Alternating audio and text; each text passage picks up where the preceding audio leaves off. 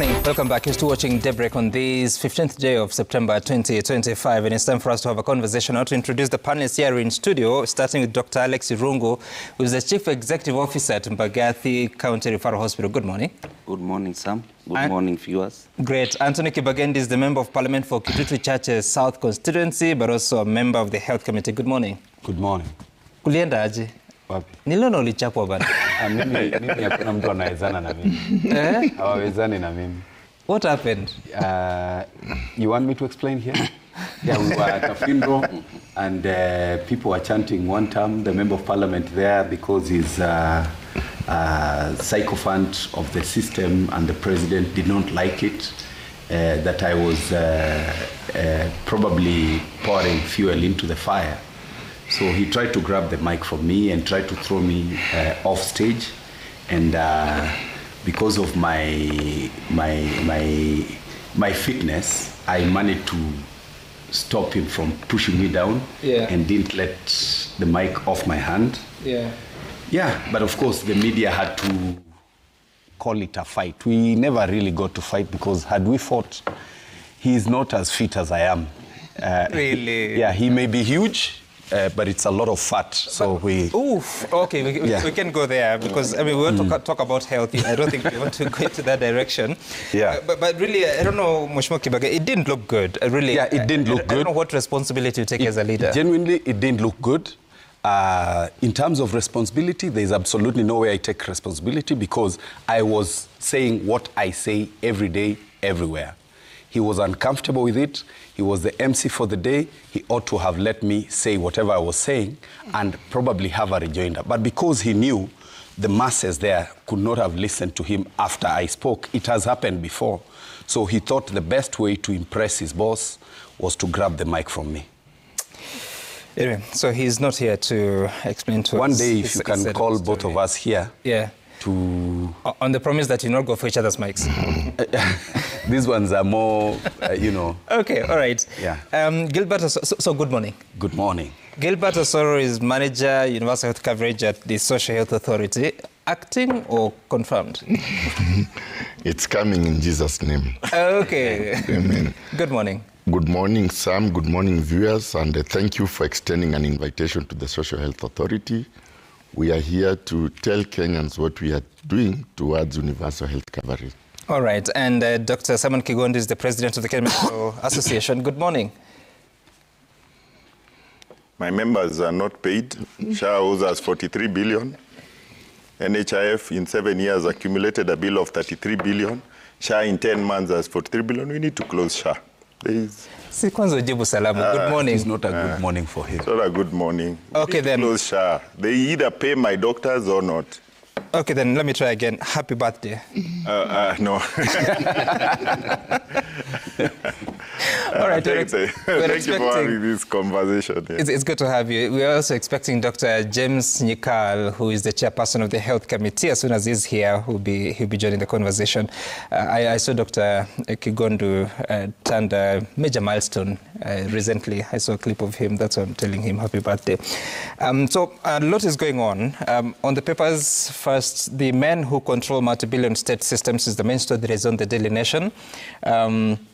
Abdullahi Sheikh is associated with Convergence Network Solutions, is a shareholder. Tahnoon bin Zayed Al Nahyan, one of the owners of Apero Limited, and James Ayugi, founder of Webmasters Limited.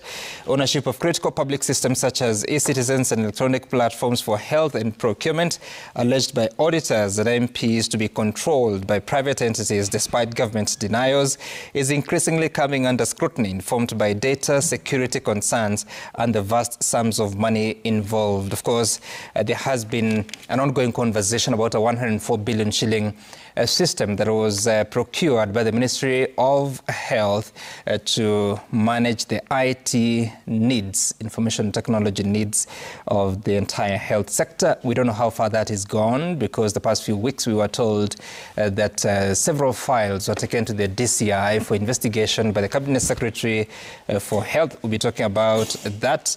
But also you find the other main story on the Standard is the housing bribe launched with fanfare as the silver bullet to Kenya's housing crisis, despite protest over salary deductions with no direct benefits, the affordable housing program is fast turning into President William Ruto's political carrot. His latest pledge to hand teachers 20% of the units has raised fresh questions on whether there are rules on how these houses are allocated. Of course, earlier on in the news, you had the former deputy president saying that one of the things he would do if he were elected president is to nullify or scrap the housing levy. But that's not why we're here. We're here to talk about the health reforms and the challenges that are there, how that journey has been. But let me begin with the players themselves. And I'll begin with you, Dr. Irungu, on how this has affected the service delivery in your institution thus far. Thank you, Sam. Indeed, it's true there has been some progressive reforms. And as they are implemented, as it happens with another project, there are the good and the challenges that are arising. But there are also questions that needs to be asked and answers sought from the necessary and the relevant quarters. Because for a healthy system to work, there are some areas, pillars, that must move together. The issues of governance, the issues of human resource, issues of healthcare financing, issues of health products and technologies, and infrastructure. And the net effect to that in a functional healthy system is affordable, affordable, and accessible quality healthcare, which is aggregated and called universal healthcare. I think in the course of this discussion or debate, we can examine those areas and find out where we have achieved, where we have regressed, right, and the way forward. Yeah. And we can begin with your experience at the hospital, because I think it will be turning 1 year of the implementation of SHIF, 1st of October, in the next 2 weeks or so. How is it? SHA, or Social Health Authority, and also will give us more information, has 3 funds. It has the SHIF, which is Social Health Insurance Fund, and this is for Refor 5 and Refor 6. Then there is the Primary Health Care Fund, which is intended to operationalize and enhance the functions of the rural Refor's facilities, that is Refor 2, 3, and 4. And then we have the Emergency and Critical Care Funds. For the facility that I had, we are only intended to benefit from 2 funds. That is the SHIF and the critical care and emergency. I would say the concept is good, Sam. But however, even if the concept was so good, the planning and implementation phases had problems. And what I mean, Sam, for instance, the SHA Act was enacted in October 2023, but it was effected on 1st of October 2024. Right. What that means to you and to me and to Kenyans is that there was perhaps an intention that the 1 year transition, there were some expected systems, structures, and some reforms within the defunct NHIF in readiness to roll out to SHA. Right. But it's obvious that never happened. And perhaps those are the areas we need to ask questions, because NHIF by then had a board of management and had an executive team. So, and these are people who we are remunerating with our taxpayers. So we need to ask questions there, Sam, because what we are seeing the current CS doing is what was supposed to have been done by those structures then. Because the CS came to office just this year, March, and what we are seeing him doing is what was intended to have been done by NHIF in readiness to transit. It didn't happen. So the experience from, for example, Refor 5 facility, the issue of ICT, for example, sometimes they are down, other times errors. To clear that error takes 48 hours. When you try to reach out, there's nobody to sort that issue out. Now, when pre-auths are done and you raise claims, majority of those claims, or a good percentage, are rejected. The reasons given, are not logical. When you attempt to correct those errors, there's nobody to attend to you. And this is healthcare services. Okay? So those are some of the questions we need the defunct NHIF Board of Management and the executive team to explain to Kenyans.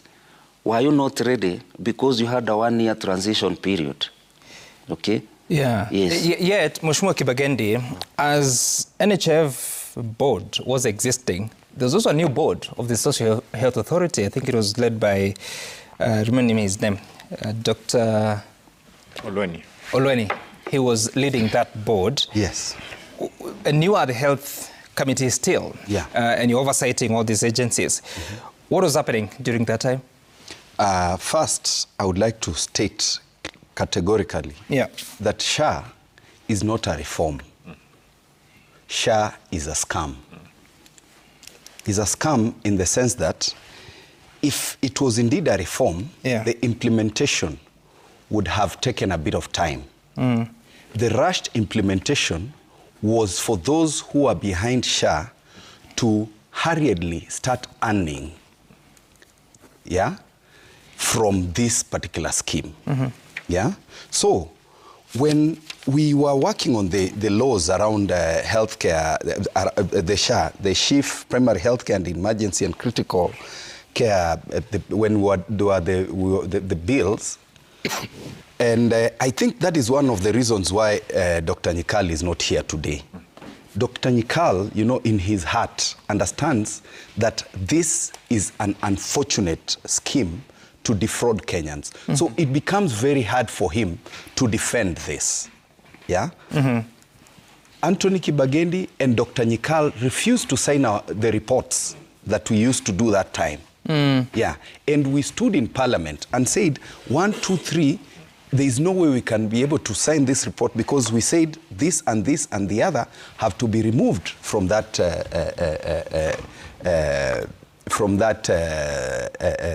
bill. And I want to state here that you're saying there were reports to reject the bill? Not to reject the reports that we kept churning out that were working towards creating the laws around SHA and Chief and all this. Every stage, we were involved at every stage, and we would give our resolutions and our input. And the most important thing in a healthcare insurance is what we call, number one, the claims management and approvals.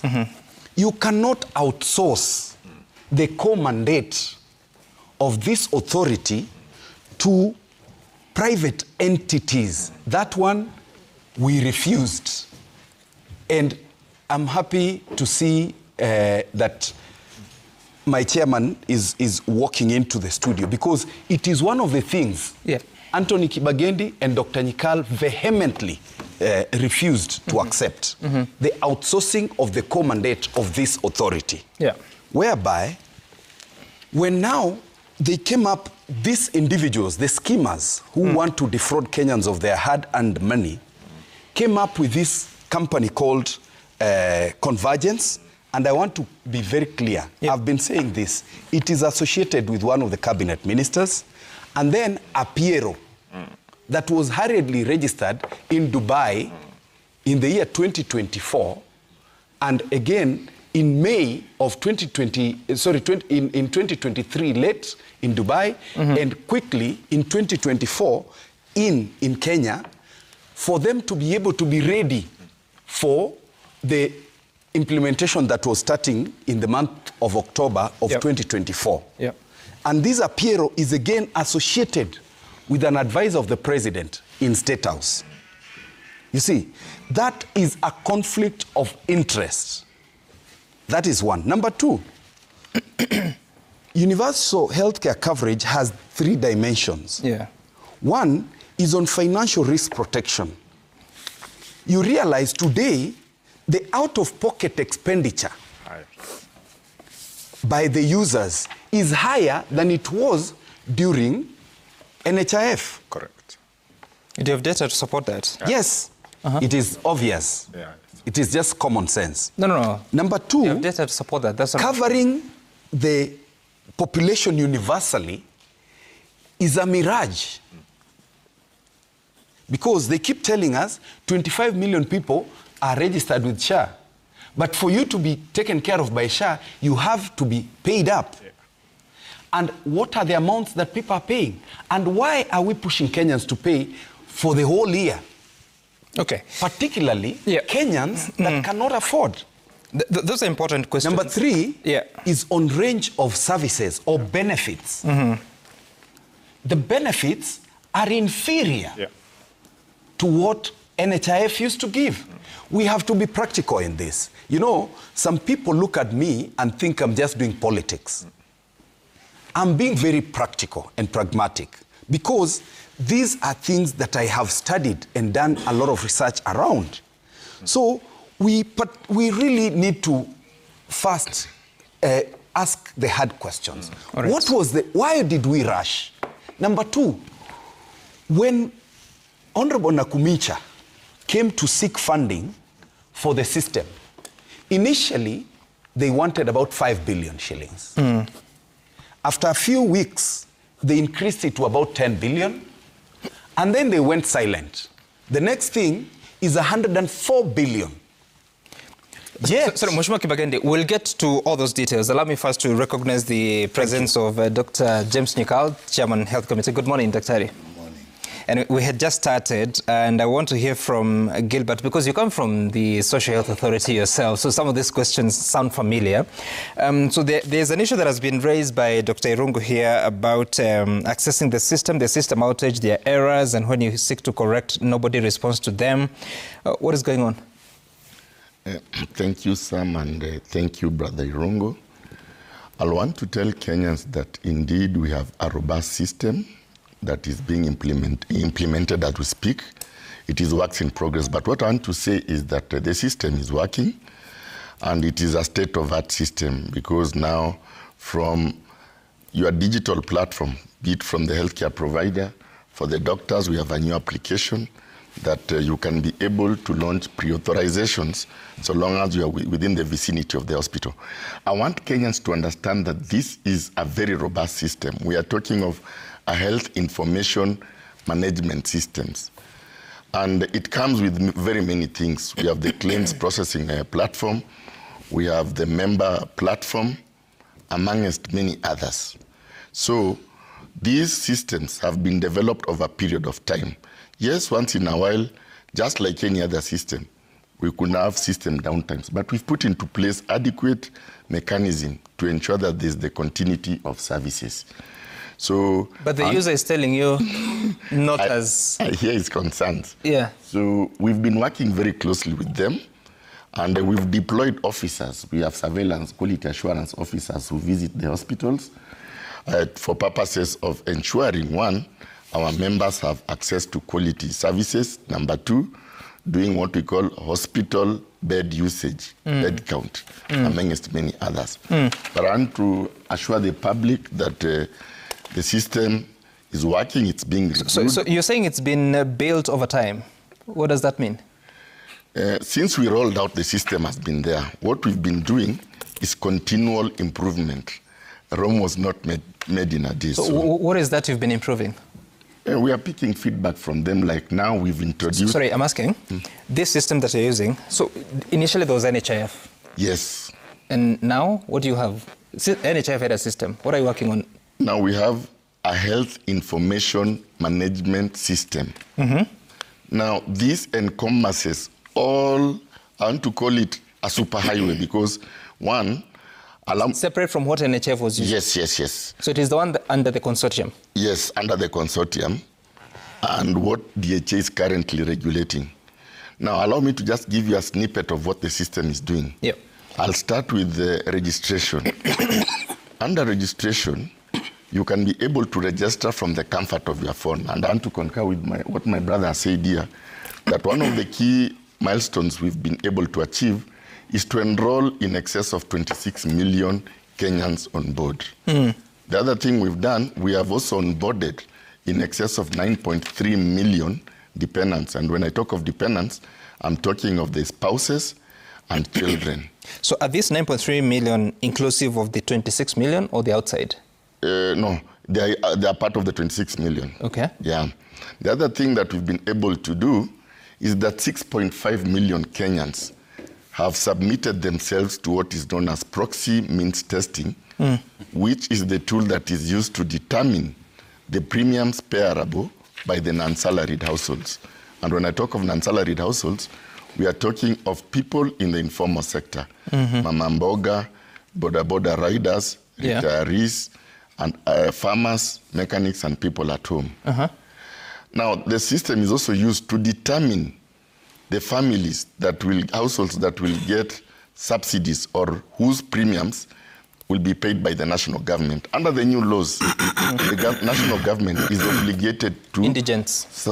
Yes, to sponsor the poor and vulnerable whom we refer to. And how many has the system identified? We are in the process of launching the indigent program, and we are going to onboard 1.5 million households. What do you mean to onboard? From the 26 million or the outside this? No, outside that. This is a new set that the government is paying for. But you've told me that the system is able to identify who is an indigent. You must undergo proxy means testing as per the statutes. So it has not happened? It has happened. They've been identified, and the organ that identifies the poor and vulnerable is the State Department Social Protection that has the sole mandate. We have already identified, they've been registered, they've started accessing services. What we will be able to do very shortly, in the course of this week rather, is the launch of the 1.5 million households. Allow me to delve something there to share with Kenyans. When you look at the 1.5 households, the average size of an household in this country, Sam, is a 4. That is the father, mother, and 2 children. Quick arithmetics will tell you we are going to add 6 million people to SHA. And this is in line with the government objective. Remember, the government signed the Millennium Development Goal, specifically MDG number 3.8 that talks of 100% attainment of universal health coverage. So I want to tell Kenyans that we are right on track. All right. So you're saying that 26 million are registered, 6.5 million have subjected themselves to means testing instrument. How many of these are contributing? Now, allow me to delve there. When it comes to contributions, we have 2 categories. We have the salaried households. When you talk of salaried households, we have in excess of 3.3 million Kenyans who are in the informal sector. In the formal sector, of which 2.9 million are currently active members who've remitted premiums to date. Now, when it comes to the other sector, the non-salaried households, of which we have 6.5 million subjecting themselves to means testing, the ones who are members of regular and good standing, who have remitted premiums to date, is 835,000. 835,000. So in essence, you have about 3.7 million people who are contributing. Yes. No, it should be about 4.5 million. No, 2.9 million. Oh, okay, yes. Plus 835 is 3.7. Yes. So if 3.7 million are registering, then is this universal health coverage? Allow me to delve something there, Sam. We have the principal member. Remember, this cover is a household cover. Which has the contributor, the principal contributor, the spouse, and children. Under the new statutes, we envisage that all Kenyans should be registered to SHA. So when the principal member has registered, he carries the entire family. That is the wife and children. But in instances where both of them are working, they contribute.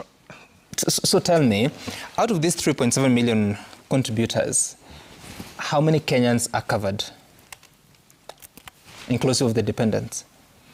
We are talking of that figure of 26 million. No, they're not.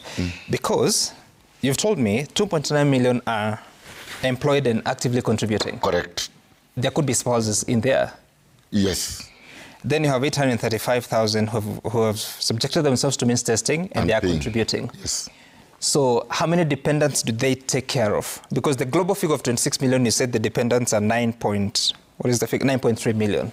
So for these contributors? Allow me to break it down in a layman language. When you look at the principal members who've contributed, and you look at the average size of a household in this country, there's a bit of a disconnect because, as I said, the average size of a household is 4. Yeah. Now, when you look at the principal members, and you've correctly stated so, not all principal members have declared their spouses. It's one of the pain points that we are having. We have scenarios where people go to hospitals and they say they are not covered. Yeah. When you do a baseline survey, you realize that some of the principal members registered themselves and forgot to register their spouse and children. And I want to use this platform to appeal to Kenyans that it's not enough to register. You must connect. For the registration to be complete, you must onboard your spouse and children. So in essence, SHA does not know how many dependents the contributors take care of. Currently, as I said, we have 9.5 million declared dependents. Yeah. The process is ongoing. Not all Kenyans have successfully onboarded their dependents. Okay. Yeah, running away from saying what I'm asking you. Now, it's 7 o'clock. Allow me to take a short break. When I come back, I speak to Dr. Kigondo and Dr. Nyikal on what is going on in the health sector, and especially those health reforms that have come in the past 1 or 2 years. Stay tuned.